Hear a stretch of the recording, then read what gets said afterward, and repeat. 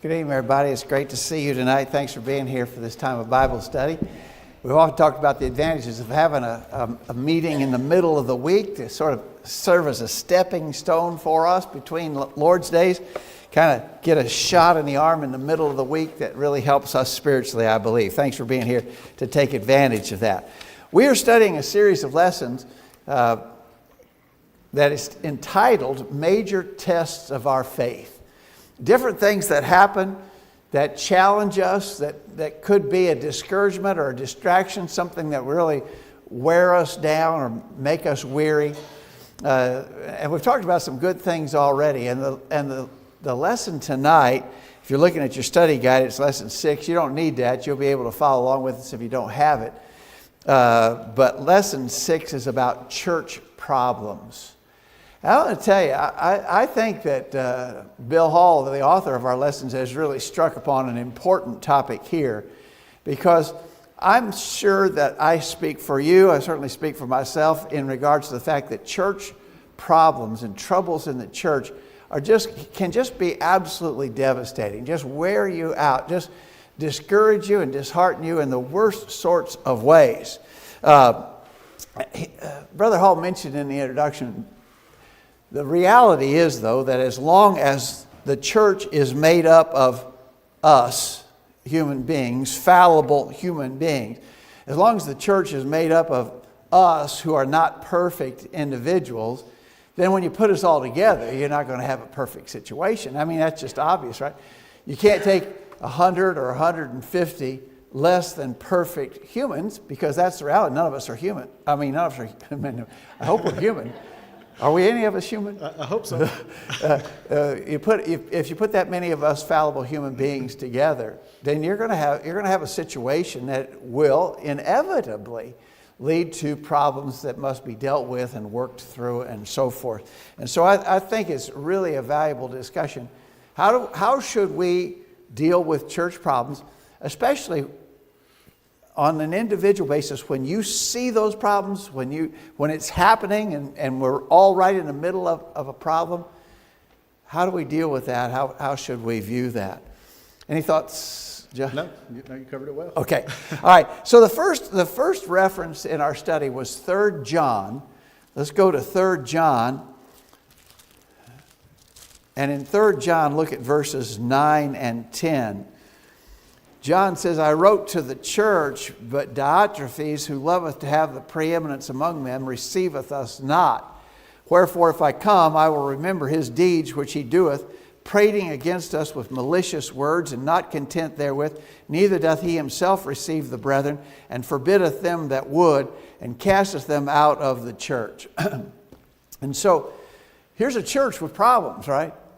The problems centered on this man Diotrephes, who obviously was a horrible individual, certainly not a faithful Christian. His selfish personal interest was to have the preeminence, have the dominion, be over everybody else, get everyone else to surrender to him. He wanted to have the preeminence. In fact, John says he loves to have the preeminence. And so because of this individual, Diotrephes, who was obviously a very carnally minded man, the church there was struggling, was in trouble. John had written to the church, but Diotrephes wouldn't even let them accept the Apostle John, much less others. John indicates that there was going to be a judgment administered against him. And we know that is the reality in all situations. In any church problem kind of situation, God will ultimately judge those who are causing the problem, those who are wrong, those who are sinning. Hopefully all will repent and everything will be forgiven and resolved. But if it doesn't, know that God holds the troublemakers in those regards accountable. But this is just the first of several that we're going to look at in the study that suggest in the first century, while the inspired apostles were still alive and active, there were problems in the church. You'd like to think, well, you know, if we just had an apostle here, surely if we had an inspired apostle among us, everything would be perfect. Not so. So I'm just suggesting to you that if church problems could originate even within the lifetime of the inspired men, we should not be surprised. We have to understand this is going to be a reality for us too. Well, two things stood out to me in those couple of verses. I think your point's right about he didn't have respect for the Apostle John, which is just crazy to think about. But the first thing that really stood out to me is John didn't tell them, because you've got this guy, go and leave and find somewhere else to go to church. And so for whatever that's worth, I mean, there's issues are going to arise. And our first course of action shouldn't just be, well, let's run away from it. But he didn't go into a long, big discourse about giving instruction on how to handle him. He just said, you know, when I come, wherefore if I come, then we'll deal with this. We'll hold him accountable for the things that he did. And I think that's interesting too. So we're not saying forget about it. It's got to be dealt with. But there's a proper way to deal with it. I think that's interesting. Yeah, I think that's a good observation. He didn't tell him just turn tail and run. Yeah. You know, get away from this guy. Right. But he said, we will deal with it. Yeah.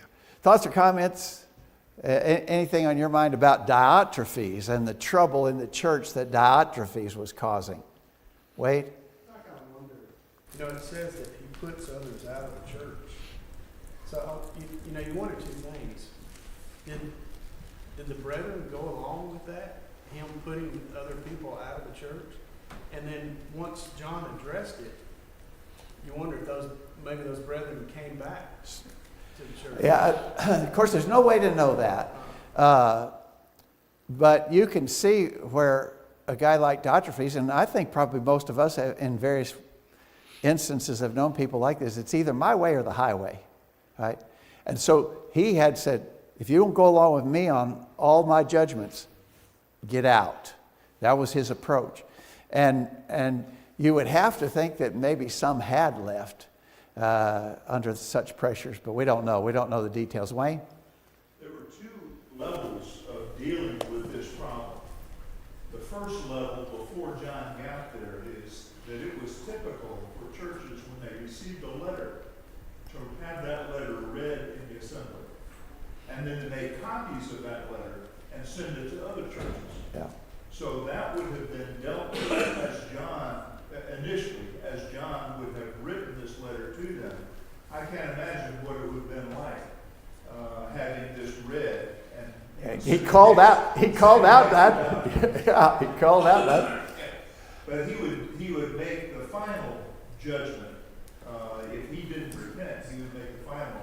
And I think this is just the way that he would have gotten him to repent, to try to get him to repent by naming him and saying what he did. And then if it doesn't straighten it up, then when he gets there, he'll take care of it. I think that's right. And you know, just on the basis of what you said, it reminded me to make the point. Naming names is sometimes necessary. He named him. He called him out for sure. Karen? I think sometimes too, if you're in a situation like that in a congregation where you've got somebody that's just taking it upon himself to put people out of the church, even if you don't agree with it, you might just, I say something or do something that I'll be put out of the church. And so some people react out of fear. They just... Yeah. You can see how this would be very intimidating to a young or new or weaker Christian. This kind of action would be very intimidating. So I think one of the values of talking about this is to prepare ourselves should any similar thing happen to us. It's got to be dealt with, but it cannot discourage us from being faithful to the Lord. Josh?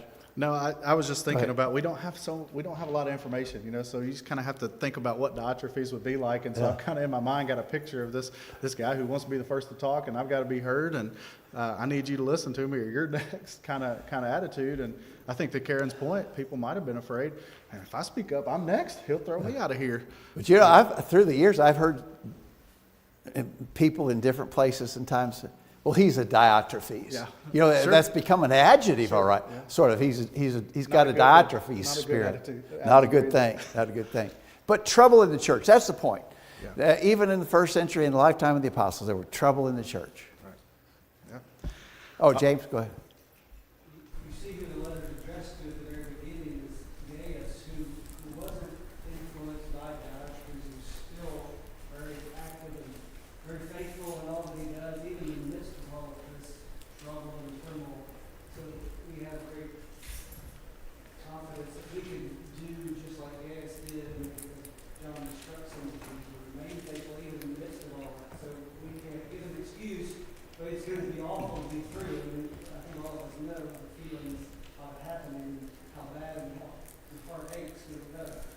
but we can still do what we're Yeah. Yeah. And there's another guy mentioned near the end of the letter, Demetrius, who was faithful even in the course of these troubles. Yeah. Okay, Josh, number 2. All right, number 2, it's asking us to consider Philippians 4 and verse 2. So if you'll turn to Philippians 4 and verse 2. Philippians 4 verse 2 says, I beseech Euodias and beseech Syntyche that they be of the same mind in the Lord. And so the question is, what problem existed in Philippi based upon that one short verse with those 2 names mentioned? I beseech Euodias and beseech Syntyche that they be of the same mind in the Lord. Evidently, there were two women, I think, that had an issue at the church at Philippi. They didn't see eye to eye, whatever the disagreement was about. There was some kind of disagreement. They were at odds. And so... The way it's constructed, it almost has to be there was some contention between those two. Right. And whatever it was, I guess it really doesn't matter for our study. There was some kind of disagreement. That's what we're talking about. And Paul's request was, or command was, that they be of the same mind, kind of get on the same page here. So I think Paul was concerned about the harm that could come if they didn't get on the same page. And I think sometimes this is how problems happen. They start small and they fester and they get bigger and bigger. If we don't deal with them, then it could be a huge issue. But 2 people could cause the whole group to have trouble. So the whole group, to James's point, the whole group's affected by 2 people here with a disagreement. I would think that just the way this is worded, that this would have had to be some judgment matter. Yeah. I beseech Euodias, I beseech Syntyche that they be of the same mind. Well, to be of the same mind, if it was a doctrinal thing, that wouldn't be a question. He would just say, get right doctrinally. Yeah. But the fact that he's urging them to come to an agreement, have the same mind on this, whatever it was, makes you think it's a judgment call. Yeah. And in matters of judgment, we need to be willing to yield. Doesn't have to be my way, but apparently the friction here was such that at this point you don't get the idea they were yielding. Yeah, it's kind of interesting. In Philippians 4, there's a lot talked about peace, like verse 7, the peace of God.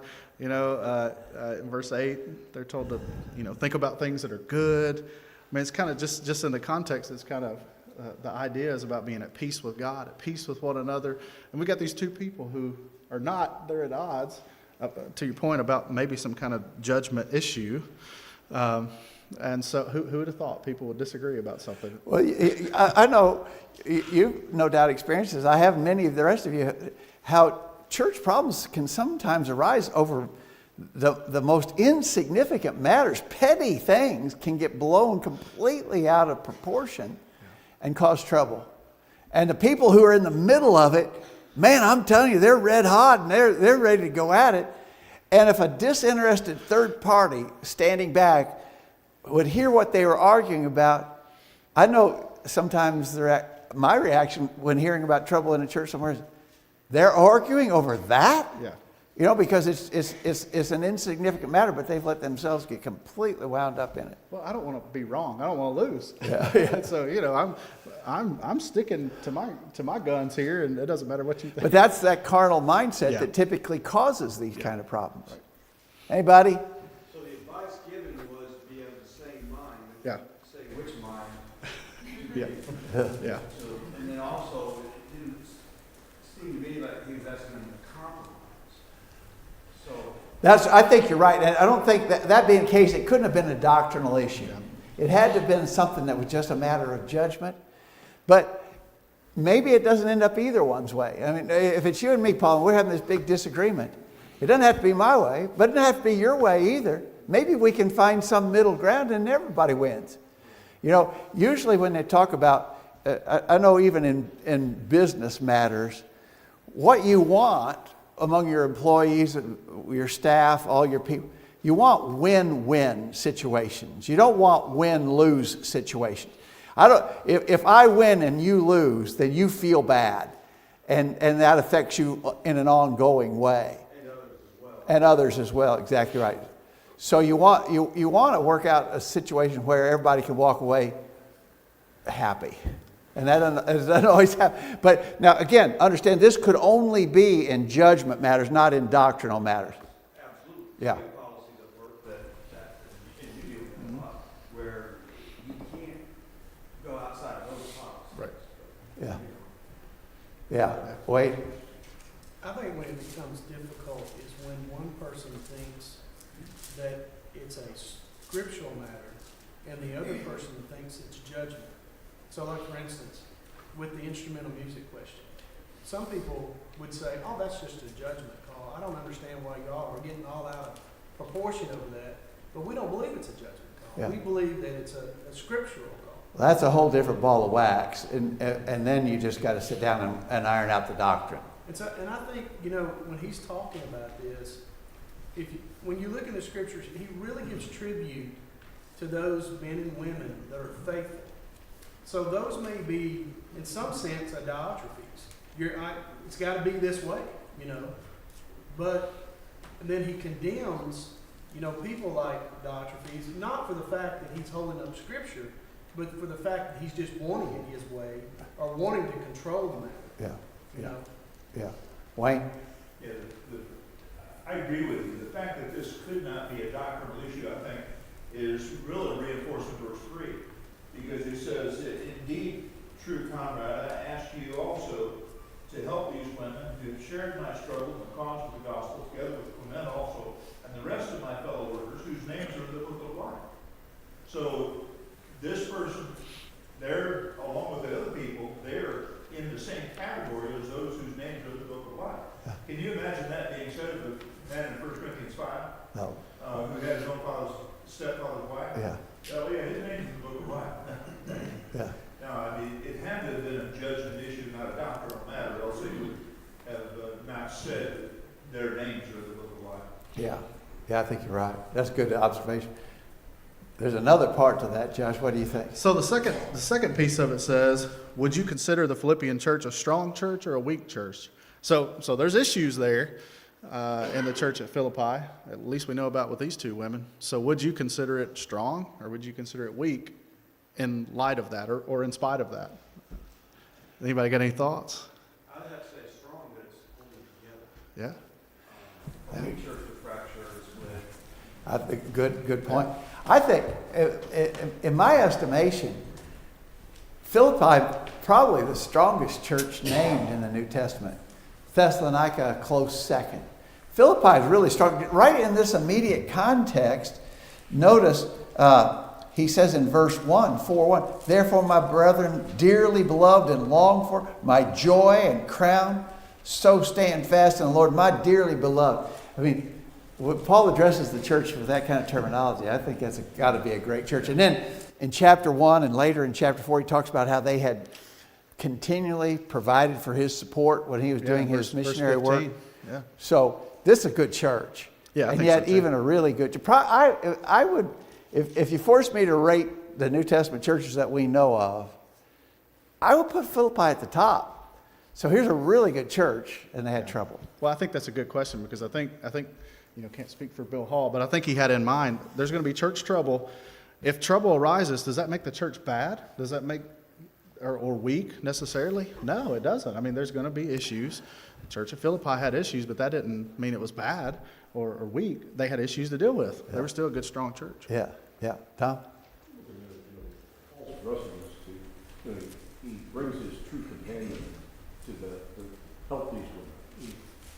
He's soliciting that third party that we might have talked about to go in to work with these two, with whatever the struggle might have been, to resolve it. It was something that maybe them together were having more of a problem, but having that third party come in and help them would maybe shed some light on You're talking about there in verse 3 where he mentions Clement helping these women. Maybe so. I think sometimes it takes an intermediary. I think that's a good point. And Paul, he couldn't be there, so, and these women had helped him in a lot of things too, so he had high regard for them. Yeah. So he's wanting the issue resolved and taken care of. So, and he entrusted that to Clement to go through and do that. All right, good point. All right, let's move on. The next question deals with the church at Jerusalem. And the church at Jerusalem had problems. In chapter 5 of Acts chapter 5, we have that episode with Ananias and Sapphira. We won't take time to read all that. We know how that went. But they were going to contribute some funds of property that they sold. They lied about how much. We know that story. And then in chapter 6, chapter 6 of Acts starts out with the Grecians murmuring against the Hebrews because their widows were neglected in the daily ministration. Now, both of those problems in the church at Jerusalem came about because the church at Jerusalem was doing a really commendable work of caring for their own needy members.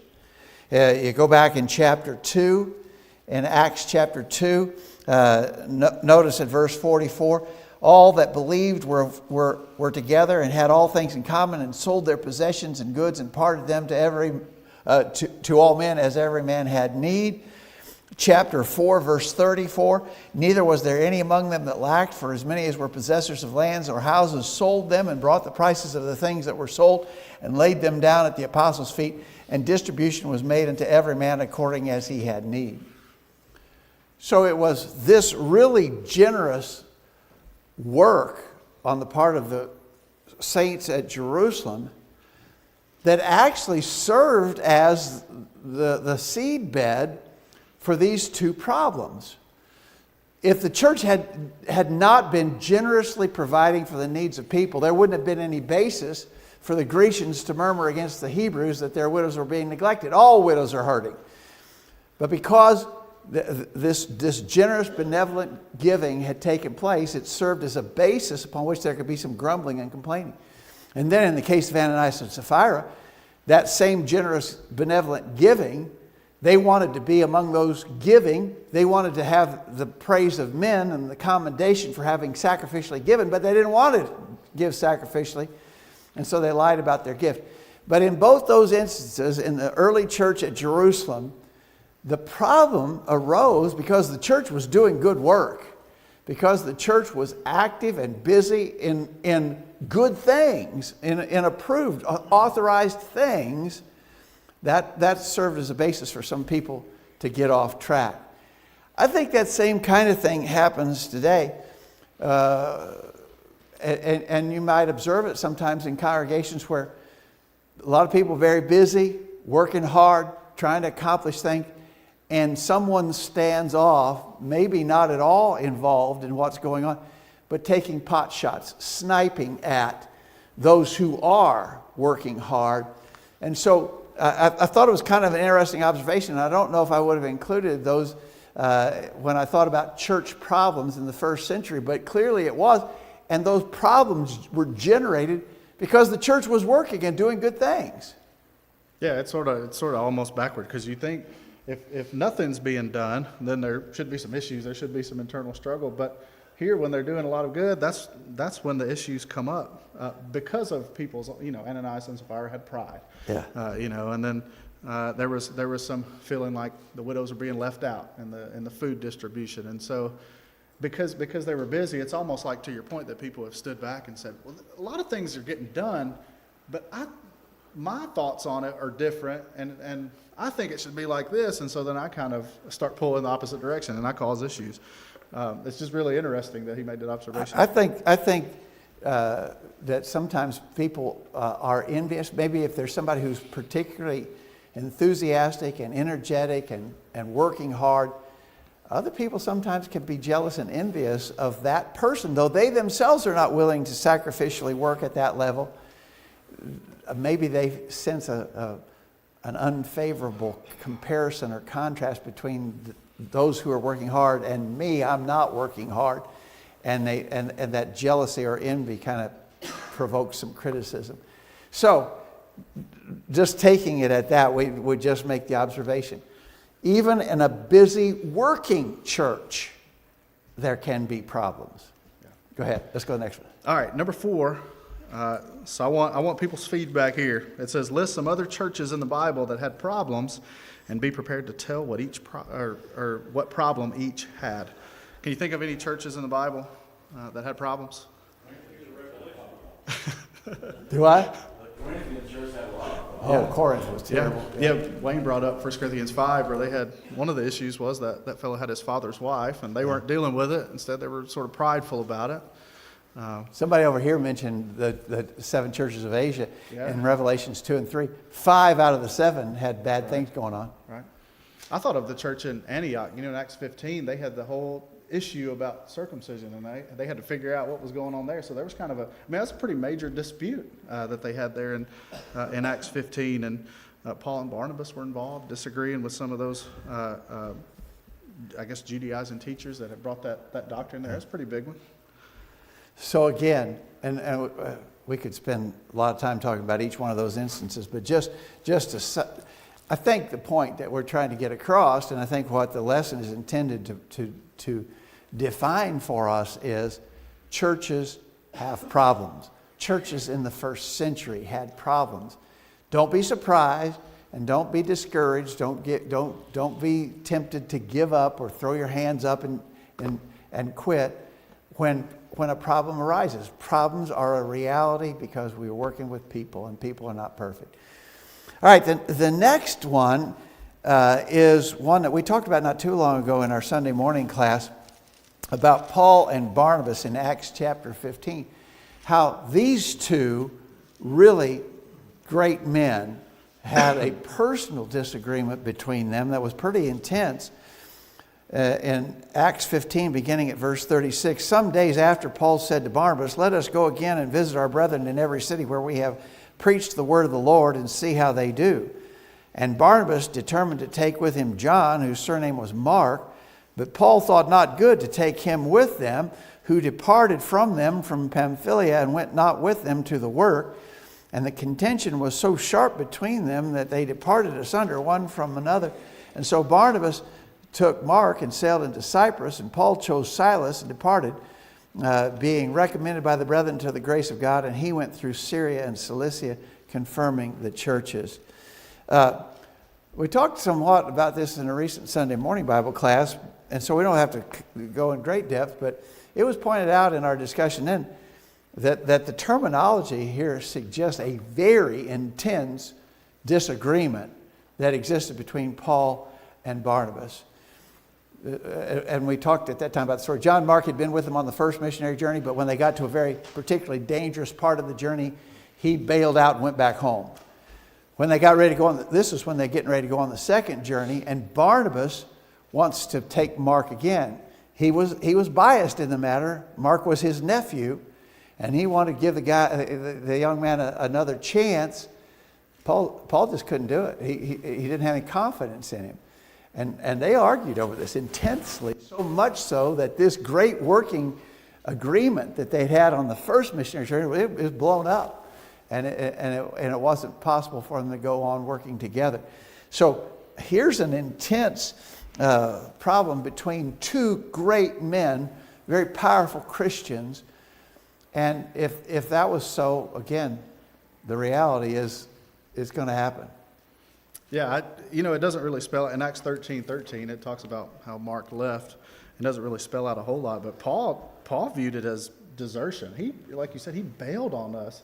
Why would we get him to come along again this go around? I mean, he bailed as soon as things started getting tough or whatever. He just bailed out. And went back Most to Jerusalem. commentators say they were entering into a region that was notoriously bad for crime and violence. Yeah. Isn't it interesting, though, to think about Paul being heated with an argument, and it's, he being heated about doctrinal things, and that's one thing, but being heated about judgment. This was a judgment. Yeah. This was strictly a judgment. Again, it wasn't a doctrinal issue, but it was a strong enough disagreement. They parted company.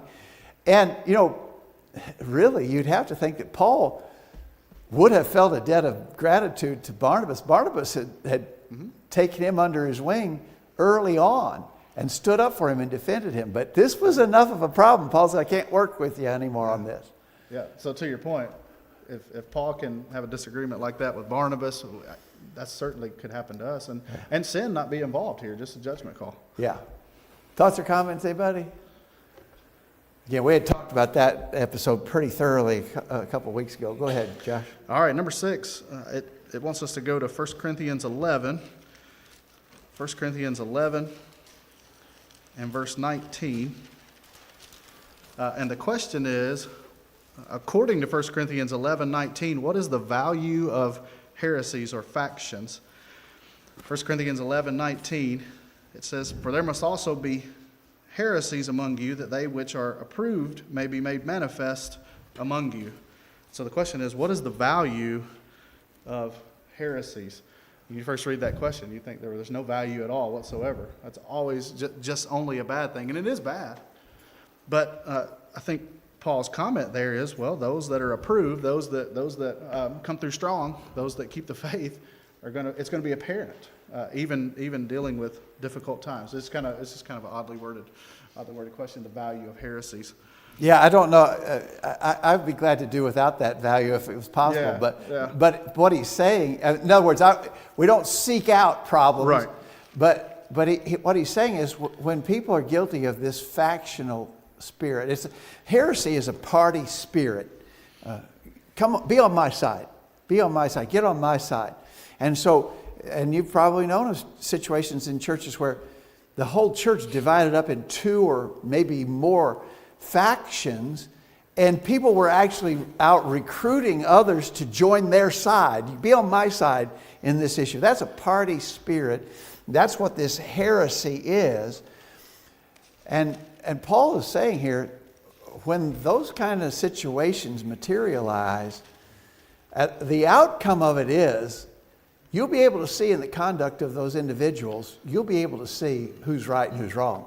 He says that they which are approved may be made manifest among you. In other words, in a tough situation like that, in a divided factional situation like that, if you watch, you'll be able to tell who's right in this matter. Because the people who are hateful and mean and divisive, the gossip, slanderers, they'll come out. Their true colors will be shown. And that's what Paul's saying here. In other words, we don't want any divisiveness. We don't want any heresies. We'd rather not ever have to see that divisive factional party spirit in a local church. But when it comes, know that you'll be able to, people's true colors will be exposed. Yeah. Well, and in this case, he's not just talking about a hypothetical situation, because in chapter 1, that's exactly the issue in the church in Corinth. You know, people were saying, I'm of Paul, and I'm of Apollos. They were all split up. Yeah, they were all split up. And he had already talked to them about being, in verse 10 of chapter 1, about speaking the same thing, be no divisions, perfectly joined together in the same mind and the same judgment. And so he's kind of circling back to that toward the end of the book, and just talking about, we got to get on the same page here. But people that refuse to do that, they're going to come out on the bad here. They're going to show that they are not doing what they're supposed to do. And if you do what you're supposed to do, that's going to be known as well. And so, yeah, here in this case, it's not just some hypothetical. It is truly what they were dealing with. So for us, if there's issues like that, we're following God. We're servants of God. We're not following some man. That's what Paul said there in chapter 1. Whose side are you on? Don't be on my side. Right. I wasn't crucified for you. Yeah. Don't be on Apollos or Peter's Right. side. Be on Right. Jesus' side. That's it. Yeah. All right. Any thoughts or comments there on what heresy produces, or Wayne? He said there must be heresies among you. I think this is something that every church faces from time to time. And you can't tell the true character of people until their hot button is hit. Yeah. And when their divisive issue or when their emotional issue is hit, then it really brings out the character. And God uses that thing that he does not want for a good purpose, to show the church who those that are approved are. Yeah. Well said. Who the righteous are. Well said. I think you're exactly right. Anybody else? All right. So the next question said, what qualities are especially needed among Christians when church problems arise? Okay, pretty much up to this point, we've been talking about the reality of church problems. There are going to be church problems. You can be sure of it. Always have and always will be church problems. So what should be our qualities of character that are needed when church problems arise? There might be a lot of ways to approach this. Let me begin the discussion by reminding you of Ephesians 4, 31 and 32. Ephesians 4, 31 and 32. Let all bitterness and wrath and anger and clamor and evil speaking be put away from you with all malice. And be ye kind one to another, tender-hearted, forgiving one another, even as God for Christ's sake hath forgiven you. So, again, I think it's significant that Paul saw that these were dangers in that first century time frame. And here's what he says: let all bitterness and wrath and anger and clamor and evil speaking be put away. Why is he saying that? Because the reality is, when these kind of problems ignite, when this fire gets going, then it provides an opportunity for us to be bitter and mad, angry, to clamor and evil speak, gossip and slander, talk behind people's backs. He said, put that away. Those are not the attributes of a Christian. And they don't do anything to solve the problem. What they do is they throw gasoline on the fire. All of those kind of things make it worse. Instead, he says, be kind one another, tenderhearted, forgiving one another. And so, again, what happens when trouble arises is our carnal nature and our spiritual immaturity is magnified. We've got to be careful. Well, I put down a lot of different things. We don't have time to read off everything I put down, but Proverbs 16:32 said, he that is slow to anger is better than the mighty. I think one of the big issues is when issues arise, and I deal with this at work. You know, when issues arise, people get their emotions involved in it, and when you get your emotions involved in it, things just get all out of whack, and so then I become angry. I say things I shouldn't say, or I act in a way that I shouldn't act. So I think holding back emotions is a good thing. And then another thing I put down is be willing to listen. And James 1, verse 19 says, wherefore, my brethren, beloved brethren, let every man be swift to hear, slow to speak, slow to wrath, for the wrath of man worketh not the righteousness of God. So listen first and then start speaking. Those are a couple things I put down. Problems arise. The first thing you might be able to do is, focus on the ones that are weak, the newcomers, encourage them, to, not We should be aware this could shipwreck some people. Yeah, I think you're right. Wade? I was kind of thinking about the same thing that Josh was thinking. I think that a lot of times people don't understand the issues. And people are just quick to make a judgment because they like some person that has taken a particular stance on an issue. They respect them, and so they jump to their side without actually listening to what, and maybe the person that they're liking don't understand the issue either. And so sometimes it's just better for us to just sit back and try to understand what the issue is, and don't take offense. Instead of getting into the personalities. Consider all these people here are your brother and sister in Christ, and we need to love those people and not just get angry at them, but just kind of think about it, where they stand or the fact that they're our brother and sister. I really like what you said. It is always true. There's more than one side to every story. There's at least two sides to every story. Sometimes there's more than two. I know Gordon and I would just remind that sometimes when decisions are made or situations are dealt with, you may not have all the information because we're not in a position to be able to share all the information. Some of the information may be confidential or personal. And yet I'm not talking about College View, but I've known of instances where people got mad if they didn't know every last detail. Well, you don't need to know. A lot of times you'd rather not know. I guarantee you, a lot of times you'd rather not know all the details. But in those kind of situations, you've got to be, it takes a degree of humility to say, well, I'm not sure what's involved there, but I'm going to trust others who do know to take care of it. Greg, one thing that I wrote down too, in Galatians 4 and verse 16, Paul said, am I therefore become your enemy because I tell you the truth? And I just put that we need to respond or not respond angrily to the truth. You know, if I've been on the other side of this thing and I've been sticking to my position, and then it's pointed out to me, here's the way it really is, I've got to be willing to say, yeah, I was wrong there. Ask for forgiveness, and don't become mad at the other person because they told me the truth. Yeah. Now I can't just say, well, I'm sticking to my position, and now I'm mad at you even more because you pointed out the truth. I can't do that. So if problems arise, got to be willing to find the truth of the matter and then move on, put it away. We're just about out of time. So I thought the next question was pretty interesting. Josh, go ahead, number 8. It says, how can we help those who are weak to maintain their faith when problems arise? And I think Gordon was talking about this a minute ago. So I just put down there, we need to be a good example, and I referenced Colossians 3 and verse 8. Put off all these: anger, wrath, malice, blasphemy, filthy communication out of your mouth.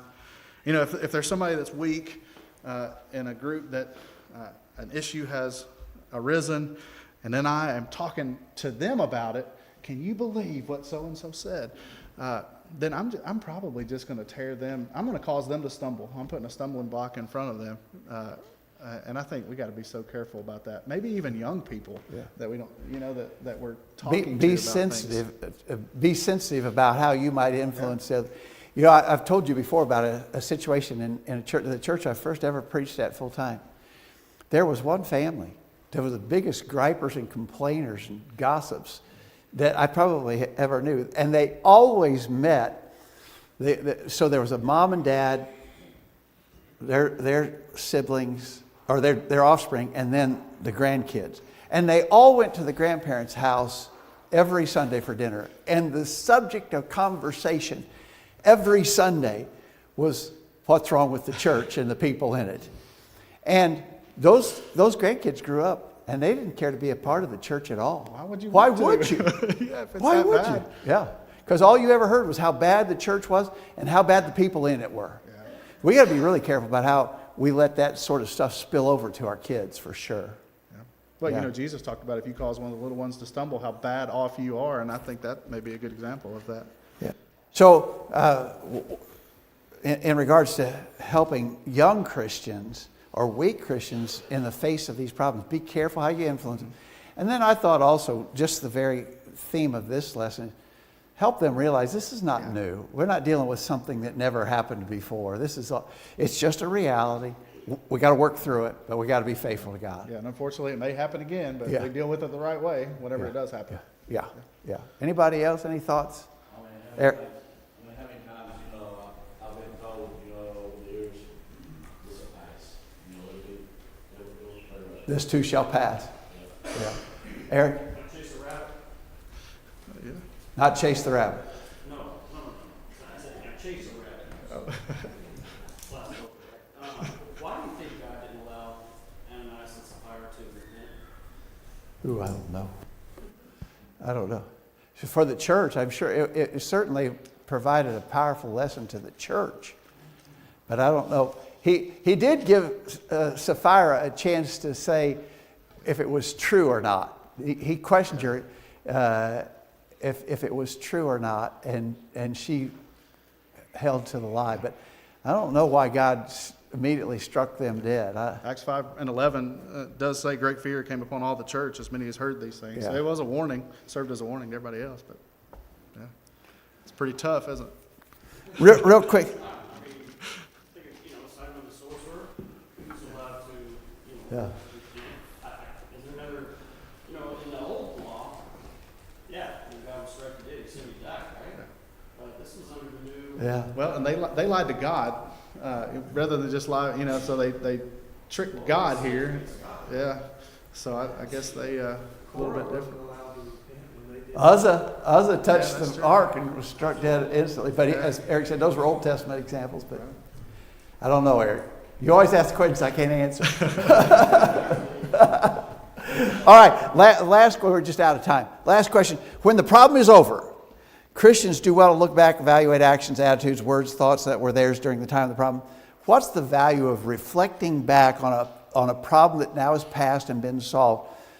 What can be gained by that? The lessons you learn. Lessons learned, how it came about, how people reacted to it, how I reacted to it. I think that's exactly right, because that may help us avoid it in the future, right? If we see how this progression happened, then we could short circuit that. We see something like that festering up again, we can put a stop to it before it gets out of hand. So see how it started, learn how to avoid it, learn what we each did good or bad in the process of it. Wade? I'm gonna read the numbers, and when they come into the land of, the promised land, and Reuben and the Gadites, they're wanting to go ahead and settle on this side, and then, build their stuff. And Moses said, oh, wait a minute, don't start this over again. We just got through all that, where he just killed a bunch of you guys because y'all are starting trouble. And then later, when they want to go back home and they tried to erect an altar, they were ready to go to war with them again. Yeah. So there's some real lessons there for sure. Okay, everybody, really good. I think, as we said, I think it's really an important lesson because church problems are a sad reality. Thanks for all the good comments tonight. Lord willing, we'll continue with the next lesson next week.